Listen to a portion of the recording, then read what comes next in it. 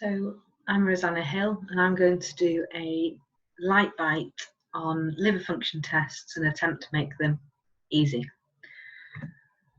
So I'm going to go through briefly liver anatomy and physiology in order to then understand what the liver function tests are measuring. So what are they and what are they testing? And we'll have a look at defining severe liver impairment. So first we'll look at liver anatomy. So as you can see, there's the liver there with the stomach below it, and the stomach then turns into the duodenum, the first part of the intestine. Now, if you have a look at the red bits, the blood supply, so the liver needs a blood supply in the same way every organ does, and this comes via the hepatic artery, which comes from the celiac artery. Now, if you look at the green bits, so this would be the bile. So bile is stored in the gallbladder here, and it leaves the gallbladder in the cystic duct. This joins up with the right and left hepatic duct, which drains bile from the liver, and then it goes down and forms the common bile duct, which empties the bile into the first part of the duodenum. And then if you look at the blue vessels, this is carrying deoxygenated blood, and the portal vein carries deoxygenated blood from the gut into the liver, and this has two functions really. It supplies the liver with lots of the nutrients it needs, but it also allows blood that's drained from the gut that carries toxins to be cleaned, if you like, by the liver before it goes onto the heart and enters the systemic circulation. So I thought I'd go through what the liver actually does, because I think the liver is incredibly complicated. I find it complicated, and I think when we see patients with liver failure, there's lots of different complications that we see, and I think if we understand some of the functions of what the liver actually does, it helps us to understand why we see certain things going wrong in liver failure. So these are the main functions of the liver, which I'll go through individually. So the liver makes proteins, it makes albumin, and this maintains osmolarity, which essentially means it keeps all the fluid in the right places. So we often see as albumin starts to fall, we often see people become edematous, and this is because all the fluid's just leaking out into the wrong spaces. Albumin also transports drugs and hormones, so it can affect drug metabolism as it starts to fall. The liver makes amino acids, and these are the structural units that make up proteins, and making these is called transamination, and it uses an enzyme called ALT, which is one of the markers that we measure when we do liver function tests. So the liver makes hormones, it makes thrombopoietin, which helps produce platelets, it makes angiotensin, which regulates blood pressure, and it also makes insulin-like growth factor 1, which is important in growth. Now, the liver also makes clotting factors, so it makes prothrombin and fibrinogen. Now, the liver also helps with ammonia metabolism. So ammonia is produced from breakdown of amino acids. Now, this enters the urea cycle in the liver, which produces urea, which is then excreted by the kidneys. Now, if the urea cycle isn't working in liver failure, then ammonia can build up. Ammonia is toxic to the brain, and that's what leads to developing hepatic encephalopathy. So often if people are suspecting hepatic encephalopathy, they measure ammonia levels. The liver also makes carrier proteins. It makes transferrin, which carries iron, and it makes insulin-like growth factor, which carries insulin-like growth factor 1, which, as we mentioned earlier, is important for growth. Now, the liver also makes bile, which is stored in the gallbladder, and as we saw on the anatomy picture, it's excreted in the common bile duct into the intestines. Now, bile is made of bile acid and bile pigments. Now, bile acid helps emulsify fats and helps fat absorption, and bile pigments are produced from red cell breakdown, and we'll look at bile pigments in a bit more detail. So the liver is also responsible for carbohydrate metabolism. So when we ingest glucose, it's converted into glycogen, which is then stored in the liver. And this is a process called glycogenesis. It's the making of glycogen, if you like. And then later, if your body needs more glucose, then it can break down this glycogen and produce glucose that the body can use. And this is called glycogenolysis, which essentially means the breakdown of glycogen. Now, if the body needs energy and glucose and glycogen levels are low, then fats can be broken down and converted into glucose. And that's called gluconeogenesis, of the making of new glucose, if you like. So liver function tests, what are they and what do they measure? So the ones we standardly see in a blood panel, I suppose, are bilirubin, ALT, ALP, albumin, prothrombin time, and then other tests that we sometimes see are AST and gamma GT, but they're not routinely checked. So I like to think of them as pairs. So ALT and AST go together. So they look at damage to liver cells or hepatocytes. Now AST isn't specific to the liver. It can also be released in heart damage from the kidneys and from muscle, whereas ALT is very specific for liver cells. Now ALP and gamma GT tell you more about the biliary system. So if they're raised, it tells you there's a biliary system problem. Now gamma GT is very specific for this, but ALP isn't. So ALP can also go up in pregnancy, and we also commonly see it in patients that have got bone disease.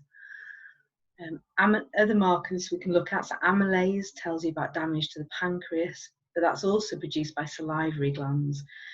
A very specific test for the pancreas is lipase, which is less routinely tested. And then also we look at markers of chronic liver damage, and these are very useful, and we'll come on to these a bit later. So we look at prothrombin time and albumin. So just a little bit more detail about ALT and AST. So as I said before, ALT is very specific for hepatocyte damage, whereas AST is not so specific to the liver. So they're released when the liver cells or hepatocytes are damaged or inflamed, a bit like the way that troponin is released in heart muscle damage. Now, they're a marker of recent liver damage. They're not a marker of liver function or chronic liver disease, because as the liver fails over time, the liver might not even be able to release these markers. So they're only useful for acute or recent liver damage. And in the same way, if you notice a patient's ALT or AST are going down and you see a downward trend, it may be because their liver is getting better, but it could be because their liver is actually getting worse because the liver cells are no longer producing it. So they're good only for recent liver damage. Albumin and prothrombin time, however, are much better at looking at chronic liver disease. So albumin, as we know, it's made in the liver. It's got a half-life of about 20 days. So when you initially get an acute liver injury, there'll be enough albumin to last for around that time. So it takes time to drop. So initially it might be normal. Now, prothrombin time is a good marker of chronic liver disease, but also goes up in acute liver disease as well. Now, a prothrombin time of 10 roughly correlates with an INR of 1, and they will both be normal. And it's often one of the first things to reduce in liver disease. Now, it measures clotting factors 2, 7, 9, and 10, and these are all your vitamin K dependent clotting factors. So it can go up in other things, like if you're vitamin K deficient, your prothrombin time would go up, if you're on warfarin, or even if you've got other diseases like haemophilias. So we'll come back and think a little bit more about bile. So ALP and gamma GT can go up with an obstructive picture. So it tells you there's a biliary tract problem. Now, in obstructive jaundice, so we know, so red cells, if you look at the top, red cells here are broken down, and that's usually after about 120 days, and that's called hemolysis, the breakdown of red blood cells. And that's broken down into unconjugated bilirubin.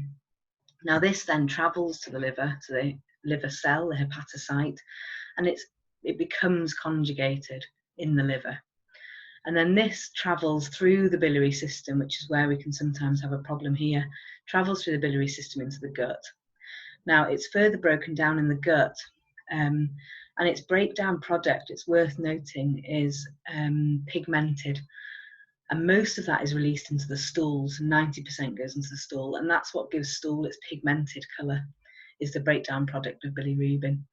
Now, 10% of it goes back into the liver and then is released by the kidney. So if you've got a problem here in the biliary system, then you'll have a raised ALP, so raised alk phos, and raised gamma GT. And what happens is that conjugated bilirubin can't get into the gut, and instead it spills into the kidneys and is excreted in the urine. So because the pigmented breakdown product isn't made in the intestines, that's why you get pale stools, and then you get dark urine, because instead it all spills into the urine. So we often see patients presenting with jaundice and wonder, where's that coming from and what type of jaundice is it? So if a patient presents with jaundice, they'll have a high bilirubin, and it's important to then look at the other liver function tests to tell us where the problem is. So if a patient presents with jaundice and has a high bilirubin, their AST and ALT might be up a little bit, but their ALP and gamma GT are significantly raised. And that tells us, as we've mentioned, that it's a biliary problem, or called an obstructive jaundice. So the second option is a patient presents with jaundice, so they have a high bilirubin. Their ALP is mildly raised, but their AST and ALT are very high. And this tells us it's to do with the liver cells themselves, so hepatocellular jaundice. The other option is a patient presents with jaundice, so they have a high bilirubin and they've got a low hemoglobin, but the rest of their tests are okay. And that's probably due to hemolytic anemia, where they've got an excess breakdown of red blood cells, so they're producing too much bilirubin. Now, a fourth option I haven't put on here is something called Gilbert's disease, or Gilbert's, if you want to say it properly, where if we look back at this picture, they've got a problem with the enzyme. They can't convert unconjugated bilirubin to conjugated. So they'll have a slightly raised bilirubin, but all their other tests will be normal. And this is a genetic problem, and it's usually harmless. So then we come on to think about how bad is the liver function tests. And we often think about this when we're faced with a patient with both liver failure and renal failure, which is common. And we go to prescribe an opioid and we think, which one do we prescribe? Do we prescribe morphine or oxycodone? How bad is their liver? So one way of looking at this is to look at the Child-Pugh score. It was originally designed for use in cirrhosis, and it gives a classification A, B or C, but the A, B or C correlates well to mild, moderate or severe liver disease. And it looks at the following markers. It looks at bilirubin, albumin, prothrombin time, and then the presence of encephalopathy and ascites. And this fits the fact that a raised ALT or ALP, as we've looked at, it doesn't come into this because they're not good markers of chronic liver damage. They're good markers of acute liver injury. And if we get a score of more than 9, that tells us that they've got severe liver disease, and that helps us when we interpret the guidelines for prescribing opioids and other drugs. So in summary, the liver's got a huge number of functions. Bilirubin tells you if the patient's jaundiced. The AST and ALT look at damage to the hepatocytes, the liver cells. ALP and gamma GT tell you about the biliary system, so that gives you more of an obstructive picture if they're raised. Albumin is made by the liver, and it's a good marker of chronic liver damage. Prothrombin time measures the clotting factors produced by the liver, and that can be increased in both chronic and acute liver damage. And then finally, the Child-Pugh score is a useful way of looking at whether the patient has severe liver disease, and a score of C tells you that they've got severe liver impairment. And they're my references. And that's it. Thank you very much.